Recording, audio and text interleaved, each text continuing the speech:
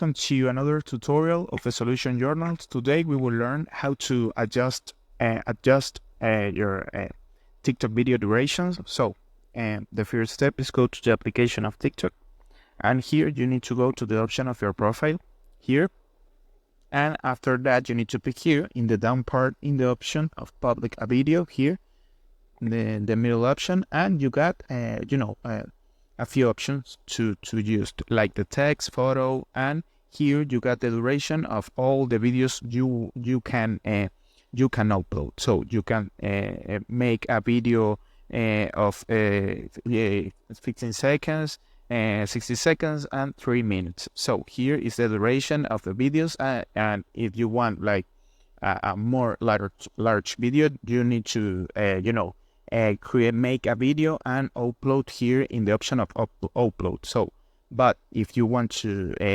recording the video of TikTok here in the camera of TikTok, the only thing you need to do to change the duration is slide to here to 16, 15, or 3 minutes. So this is the process. I hope this tutorial was helpful for you. Follow us for more content like this.